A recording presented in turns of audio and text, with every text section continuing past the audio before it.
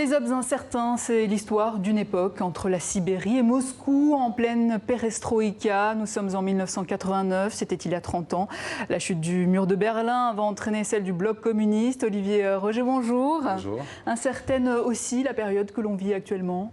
Oui, incertaine, et ce qui fait écho entre ces deux périodes, c'est justement ce que nous enseigne l'histoire. Je me souviens qu'en 1989-90, on contemplait l'effondrement de l'Union soviétique.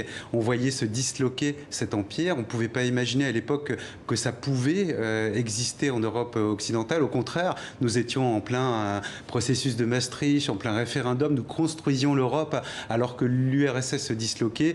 Et voilà qu'aujourd'hui, d'une certaine façon, non pas que les choses soient totalement inversées, loin de là, mais on doute énormément aujourd'hui de notre modèle européen, de notre construction européenne, alors que les Russes, eux, semblent partis sur quelque chose de plus puissant, de plus solide et de plus sûr. Des relents de guerre froide aussi aujourd'hui que vous remarquez peut-être quand on voit les bisbilles entre Donald Trump et Poutine.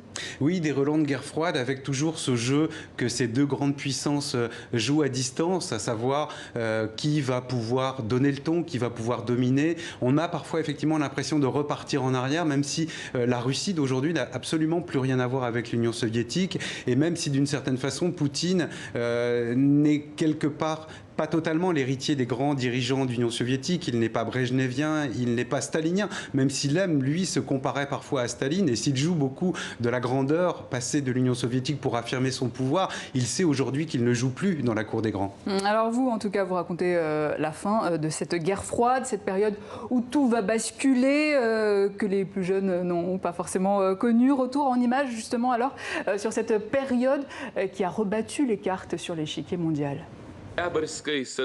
En 1985, l'URSS est une superpuissance en déclin. Le pays est épuisé, sclérosé. Mikhail Gorbatchev, le nouveau secrétaire général du Parti communiste, a 56 ans. Il représente la nouvelle génération qui veut moderniser le système. Nous étions dans l'impasse, notamment en ce qui concerne la course aux armements. On est allé au-delà de nos forces. L'idée a commencé à germer qu'une reconstruction économique était nécessaire. Gorbatchev lance alors la perestroïka, une libéralisation de l'économie et de la politique dans le cadre du régime communiste. Il permet la critique du système. En Europe de l'Est, les pays satellites commencent à s'émanciper. En 1989, le mur de Berlin tombe et Moscou laisse faire. Gorbatchev a donné à nos troupes l'ordre de rester dans les casernes. Nos troupes sont donc restées dans les casernes. Gorbatchev avait apporté une nouvelle doctrine. Il considérait que les peuples devaient pouvoir disposer d'eux-mêmes. Ce vent de liberté déborde vite des pays satellites et atteint l'Union soviétique. Le Caucase se rebelle contre Moscou, les pays baltes suivent, la Lituanie déclare son indépendance. Au printemps 1991, les démocrates continuent de gagner du terrain. Les conservateurs tentent alors un putsch et les chars entrent dans Moscou. Mais la population résiste et le coup d'État échoue. Dans les mois qui suivent, les républiques soviétiques proclament une à une leur indépendance. Le 8 décembre, la Russie, l'Ukraine et le Bélarus proclament la fin de l'URSS. Le 25, Gorbatchev démissionne et le drapeau rouge est retiré du Kremlin. Я прекращаю свою деятельность на посту президента СССР.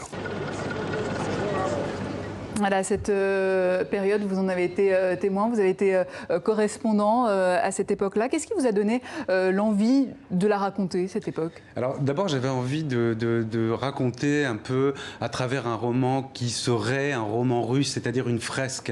Je voulais bâtir une fresque de personnages, raconter la grande histoire à travers la petite histoire, c'est-à-dire celle des individus, une histoire à hauteur d'homme d'une certaine façon. Et ce qui est très intéressant, ce qui est important pour moi, c'est justement ce va-et-vient permanent entre les personnages de ce roman et les personnages principaux de l'histoire que je ne mets que très peu en scène dans ce roman, puisqu'on les voit indirectement par les personnes qui les servent ou qui travaillent avec eux. On va dans les coulisses du Kremlin, on va dans les coulisses du KGB, et à chaque fois, on croise le destin de Russes moyens, de personnages importants ou moins importants, et à travers leur destin personnel, on comprend le destin de cet ensemble géopolitique, l'Union soviétique, qui va changer radicalement. Et ce qui est important, c'est de comprendre à quel point la grande histoire peut influer nos destins individuels, et à quel point ces histoires individuelles ou ces décisions individuelles peuvent, à contrario, renvoyer quelque chose à la grande histoire. Alors justement, deux destins individuels, deux personnages. Anton et son oncle, Yuri Nesterov. Anton a 20 ans. C'est quoi avoir 20 ans en Russie à cette époque? Vous aussi, vous aviez à peu près... Oui, voilà, j'étais pas beaucoup plus vieux. Voilà, alors Anton, c'est l'espoir, c'est en fait une génération qui observe cette perestroïka avec beaucoup d'envie, avec beaucoup d'espoir, avec l'idée que demain sera mieux qu'aujourd'hui, avec enfin cette libération. Il faut savoir qu'à l'époque, Anton ne pouvait pas quitter sa ville sibérienne facilement. Il lui fallait les autorisations de voyage, il lui fallait une autorisation de résidence dans une autre ville. Ils étaient prisonniers d'une certaine façon, les gens étaient prisonniers. Donc pour eux, cette perestroïka, ces règles qui commençaient à changer, c'était l'espoir d'une vie meilleure. A contrario, Yuri, son oncle, qui est un peu plus vieux, lui, regardait avec beaucoup d'anxiété un modèle en train de s'effondrer, un univers bouillonnant, un univers incertain, et finalement, il ne s'y reconnaissait pas. Donc l'un des personnages symbolise bien évidemment cette Russie émergente, renaissante, et l'autre symbolise cette Union soviétique vacillante et vieillissante. Et Yuri qui était chargé d'observer, de surveiller même cette lutte politique entre Gorbatchev et Eltsine. Quelle est la part de réalité, la part de fiction dans votre livre? Alors, la fiction est toujours une réalité reconstruite d'une certaine façon.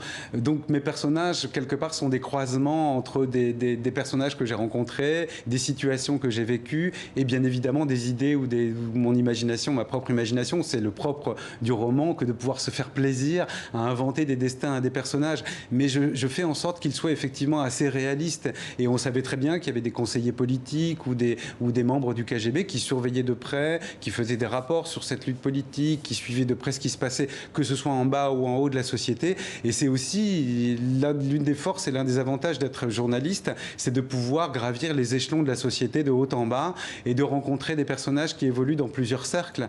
On est aussi à l'aise finalement avec le machiniste de train à la gare de Kiev qu'avec un responsable politique ou un responsable du KGB, ce qui nous permet, nous, journalistes, après, bien des années plus tard, de pouvoir reconstruire tout ça dans un roman, on va dire, assez fantastique. Le mysticisme, les prédictions occupent également une place importante dans votre livre, dans la vraie vie aussi? Oui, dans la vraie vie, vous connaissez tous l'histoire de Raspoutine, l'influence que les hommes d'église peuvent avoir sur les hommes politiques. Elle n'est pas spécifique à la Russie. Souvenez-vous que François Mitterrand avait parfois recours à une voyante, Brejnev de même, Staline aussi. Et la voyante de Brejnev, d'ailleurs, l'une des voyantes de Brejnev était aussi celle de Boris Eltsine.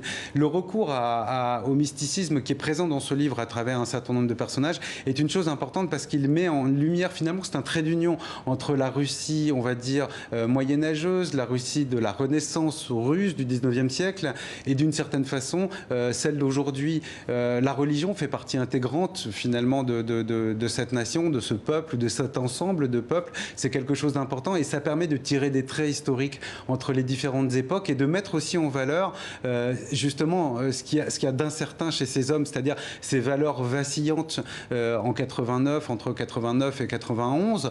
Les valeurs étaient vacillantes, c'est-à-dire que les gens confondaient parfois la liberté avec l'anarchie, ils confondaient l'amour avec le sexe ou la dépendance, ils confondaient l'argent avec la cupidité. Les valeurs étaient bouleversées, de même que l'époque était bouleversée. Donc cette incertitude vient de là. Et la religion elle-même était dévoyée parfois en superstition. Donc ce mysticisme, ces superstitions permettent aussi aux gens finalement de reconstruire quelque chose de leur histoire. Et l'écroulement de l'Union soviétique, la renaissance religieuse va aussi permettre d'une certaine façon façon aujourd'hui peut-être aux Russes de remettre en place leurs valeurs. Et on voit aussi dans votre livre que les années 90 en Russie, c'est un monde déjà dominé par les hommes. Je voulais vous faire réagir sur cette image. Regardez, ce sont les premières dames en marche du G7 à Biarritz hier, en train de boire un verre, faire des emplettes, une mise en scène avec ce rôle dévolu finalement aux femmes depuis la nuit des temps, comme celle que vous décrivez dans votre livre. Donc finalement, les choses n'ont pas tant changé en 30 ans. Les choses n'ont pas tant changé, mais il y a un paradoxe chez les Russes qui est très intéressant, c'est qu'on invente le 8 mars, fête de la femme, donc on donne aux femmes une journée, donc ce qui est quelque chose qui est éminemment contestable aujourd'hui, et en même temps, on va s'arranger pour qu'il y ait des femmes dans les instances syndicales, dans les écoles, dans les universités, dans les entreprises, qu'il y ait des contremaîtres, que ce soit un métier de femme aussi. Et paradoxalement, dans le Politburo, en 89 ou en 90, il y avait très peu de femmes. Je ne peux pas vous dire combien il y en avait exactement, mais je crois qu'il devait y en avoir une ou deux sur une quarantaine de membres. Donc effectivement, les femmes n'étaient pas incluses comme elles peuvent l'être aujourd'hui dans nos sociétés occidentales beaucoup plus libérales et beaucoup plus attentives à ces questions-là. Mais il y a quand même Madame Gorbatchev qui a joué un rôle important. Qu'est-ce qu'elle représentait, Madame? Alors, moi je me souviens quand je suis arrivé en Russie en 1990, les Russes détestaient le couple Gorbatchev. À l'époque où il était adulé en Europe de l'Ouest pour avoir notamment libéré l'Allemagne de l'Est, ils étaient détestés et elle symbolisait le luxe, l'apparat, elle symbolisait ce à quoi les Russes n'avaient pas encore accès à l'époque. Donc elle n'était pas appréciée. Par contre, elle était appréciée de certains cercles politiques russes parce qu'ils jugeaient qu'elle avait beaucoup plus de fermeté et de caractère que son mari, qui parfois a pu sembler à certains être quelqu'un d'hésitant, de velléitaire et de vacillant. Un dernier mot peut-être rapidement sur ce G7, le coup diplomatique de Macron à propos de l'Iran qui fait suite, c'est ce que disait Slimane Zeghidour en première partie, à la rencontre Poutine-Macron la semaine dernière. Est-ce que les cartes sont pas finalement en train d'être redistribuées aujourd'hui en 2019? Les cartes sont redistribuées et ce qui est étonnant de constater, c'est que l'Europe, notre Europe, l'Europe occidentale, cherche toujours à jouer un rôle diplomatique de premier plan, ce qu'elle n'a finalement pas trouvé ces 30 dernières années. On a construit une Europe sur énormément de valeurs communes, sur une économie, sur un système démocratique libéral, mais on n'a toujours pas construit suffisamment bien notre Europe de la défense et notre Europe diplomatique. Les hommes incertains, édition Le Passage. Merci Olivier Roger. Je rappelle aussi que vous êtes grand reporter à RFI. Merci.